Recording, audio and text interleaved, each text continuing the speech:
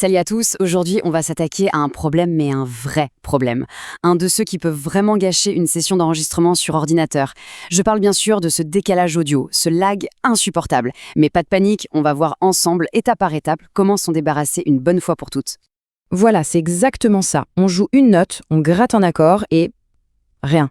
Le son, lui, il a l'air d'avoir pris le bus pour arriver jusqu'à nos oreilles. C'est ce décalage qui rend fou.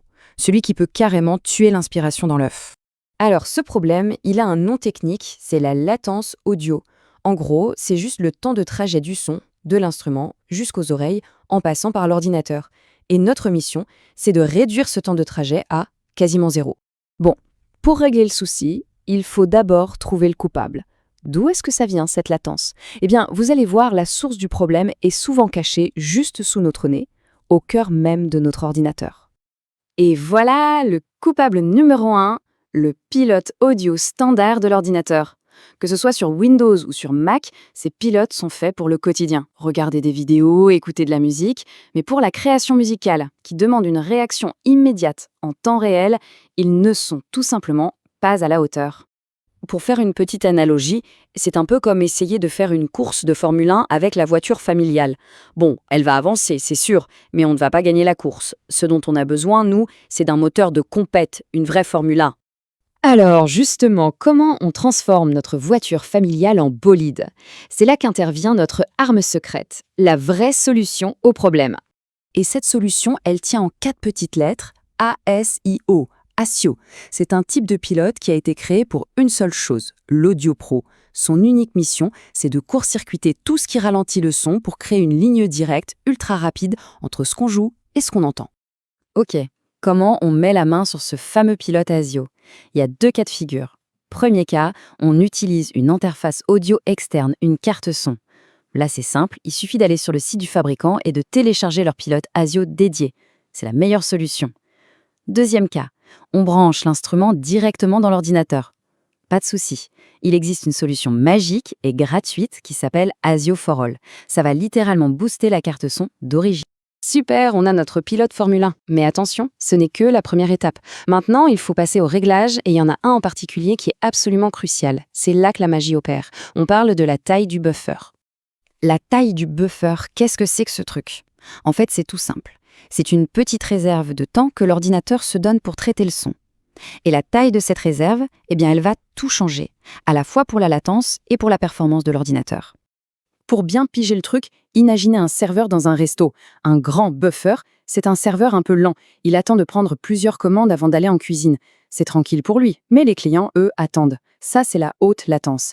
À l'inverse, un petit buffer, c'est un serveur super speed. Il prend une commande, il court en cuisine. Le service est hyper rapide, mais le serveur, il risque le burn-out. Pour notre ordinateur, le burn-out, ça se traduit par des craquements, des clics et des pops dans le son. Donc, tout est une question d'équilibre. Il faut savoir quand on a besoin de vitesse et quand on a besoin de stabilité. Heureusement, il y a une règle toute simple, une sorte de règle d'or à suivre selon ce qu'on est en train de faire, enregistrer ou mixer. Et là voilà, la règle d'or. C'est super simple. Buffer bas pour l'enregistrement, buffer haut pour le mixage. Pourquoi? Parce qu'en enregistrement, on a besoin d'une réponse instantanée, zéro latence. Mais au mixage, avec des dizaines de pistes et plein d'effets, la latence, on s'en fiche un peu. Ce qu'on veut, c'est donner de l'air à l'ordinateur pour qu'il travaille sans craquer.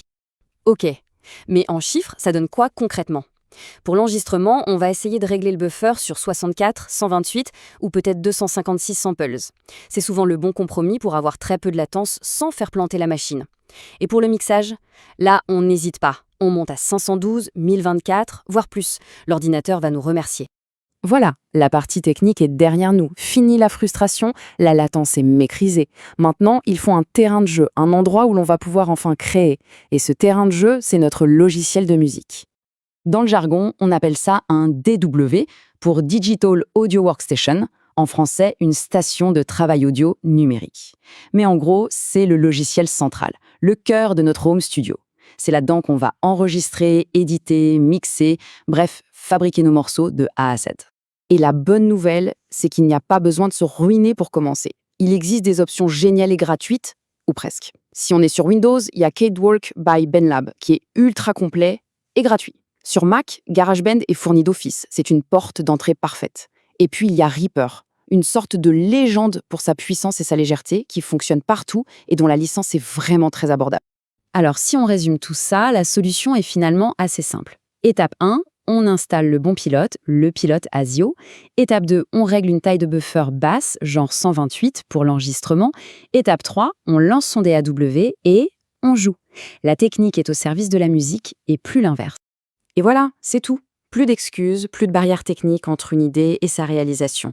La voix est complètement libre. La seule question qui se pose maintenant, c'est qu'est-ce qu'on va bien pouvoir créer ? À vous de jouer.